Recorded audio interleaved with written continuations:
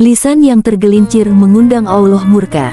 Al-lisan berasal dari bahasa Arab yang berarti lidah.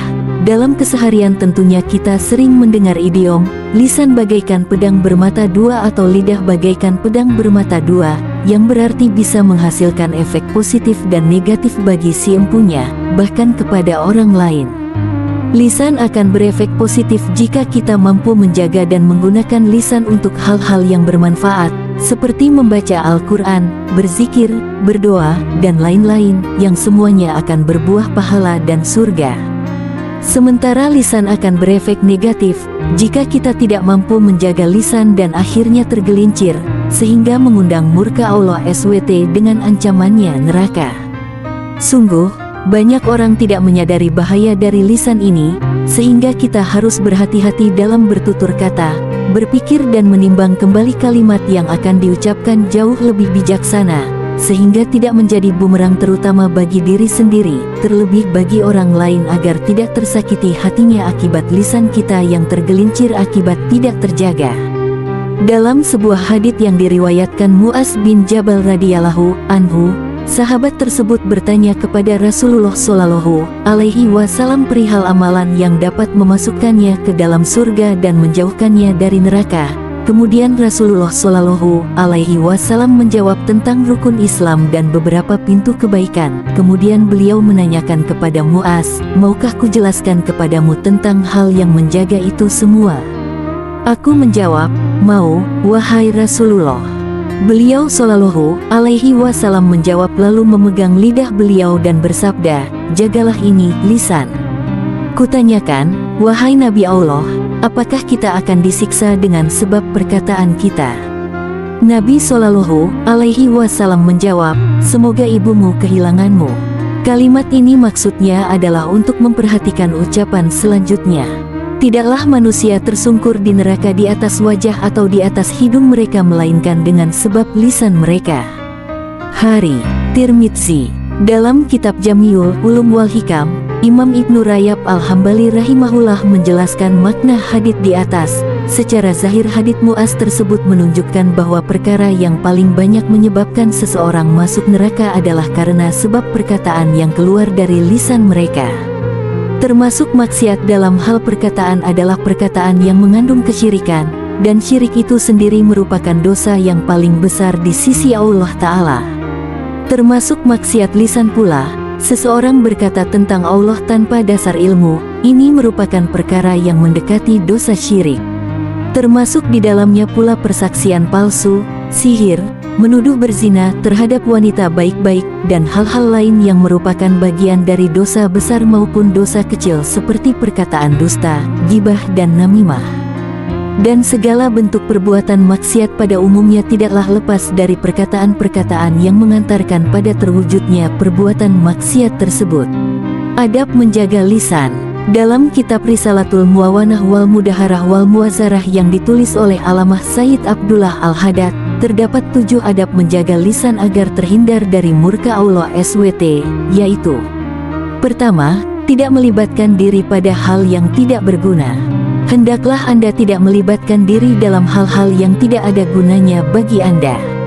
Sebagai makhluk sosial, kita sebagai manusia memang hidup bermasyarakat, akan tetapi dalam bersosialisasi perlu adanya batasan dan rambu-rambu.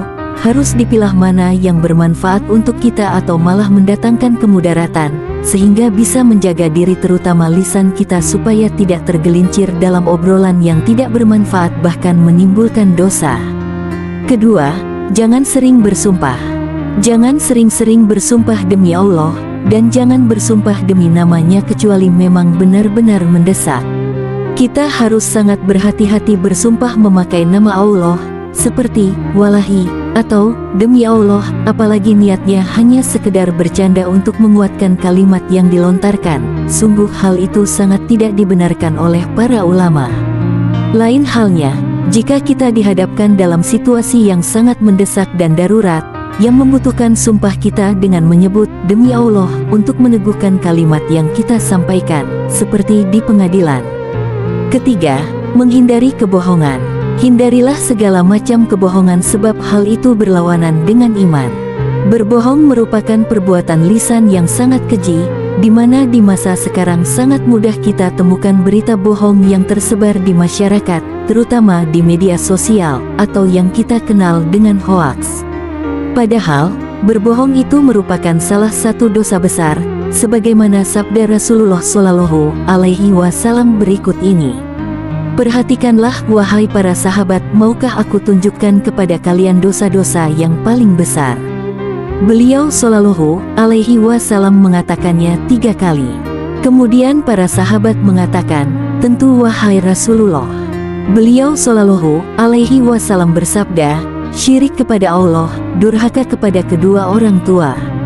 Sebelumnya beliau bersandar, lalu beliau duduk dan bersabda, perhatikanlah.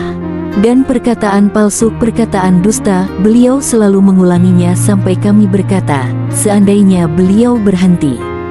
Hari Bukhari.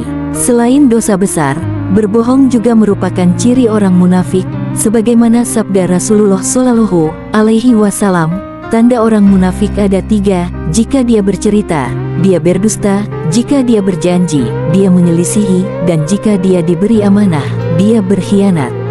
Hari Bukhari.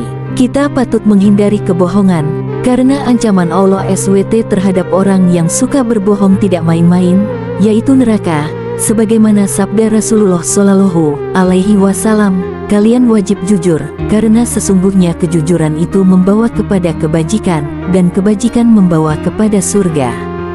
Jika seseorang senantiasa jujur dan berusaha untuk selalu jujur, akhirnya ditulis di sisi Allah sebagai seorang yang selalu jujur. Dan jauhilah kedustaan, karena kedustaan itu membawa kepada kemaksiatan, dan kemaksiatan membawa ke neraka. Jika seseorang senantiasa berdusta dan selalu berdusta, hingga akhirnya ditulis di sisi Allah sebagai seorang pendusta. Hari Muslim. Keempat, jangan bergunjing, fitnah dan bercanda berlebihan. Jauhkan dirimu dari pergunjingan dan fitnahan serta bercanda secara keterlaluan. Segala sesuatu yang berlebihan memang tidak baik, begitupun dengan bercanda, bahkan bisa sampai tahap dalam fitnahan akibat bercandaan yang berlebihan, sehingga menimbulkan kedengkian satu sama lain. Allah SWT mengingatkan kita semua dalam Al-Quran Surat Al-Baqarah ayat 191. Fitnah itu lebih kejam dari pembunuhan. Dan jika kita masih suka bergunjing satu sama lain, diibaratkan kita sedang memakan daging bangkai saudaranya sendiri yang akan membuat kita jijik, sebagaimana firman-Nya di dalam Al-Quran Surat Al-Hujurat ayat 12, hai orang-orang yang beriman, jauhilah kebanyakan prasangka buruk kecurigaan karena sebagian dari prasangka buruk itu dosa, dan janganlah mencari-cari keburukan orang dan janganlah menggunjingkan satu sama lain. Adakah seorang di antara kamu yang suka memakan daging saudaranya yang sudah mati? Maka tentulah kamu merasa jijik kepadanya. Dan bertakwalah kepada Allah. Sesungguhnya Allah Maha Penerima Taubat lagi Maha Penyayang. Kelima, menghindari ucapan keji. Hindarilah setiap ucapan keji. Kiai Haji Abdullah Gimnastiar atau yang dikenal dengan A'ajim pernah berkata, teko hanya mengeluarkan isi teko, artinya apa yang diucapkan mencerminkan isi hati kita. Hati yang bersih akan berkata baik, sedangkan hati yang kotor akan berkata buruk bahkan keji. Sudah selayaknya kita sebagai seorang muslim untuk senantiasa menghindari ucapan kotor dan keji, seperti umpatan-umpatan, hujatan-hujatan, yang bertujuan mengadu domba satu sama lain, sehingga merusak kerukunan antar sesama. Keenam, menjaga lisan dari ucapan kurang baik. Jagalah lisanmu dari ucapan yang kurang baik apalagi yang tercela.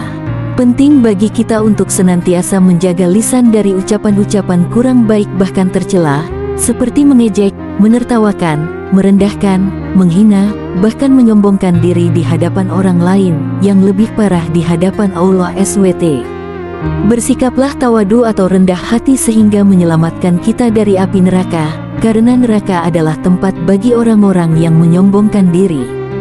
Rasulullah Shallallahu Alaihi Wasallam bersabda, tidak akan masuk surga siapa yang dalam hatinya terdapat kesombongan walaupun hanya sebesar zarah. Hari Muslim. Ketujuh, berpikir sebelum bicara. Pikirkan baik-baik apa yang akan Anda ucapkan sebelumnya. Jika itu baik menurut Anda, katakanlah. Jika tidak, diamlah. Ada peribahasa yang sangat dikenal dalam masyarakat kita yang berbunyi, diam adalah emas. Hal ini berarti tidak akan berbicara, kecuali hanya hal yang bermanfaat dan mendatangkan kebaikan. Berpikir sebelum berbicara, lebih bijaksana ketimbang berbicara membabi buta yang tidak ada makna dan manfaatnya sama sekali. Dalam sebuah hadits yang diriwayatkan Abu Hurairah radhiyallahu anhu, Rasulullah shallallahu alaihi wasallam bersabda, barang siapa beriman kepada Allah dan hari akhir maka hendaklah dia berbicara yang baik atau diam. Muttafaq alaih.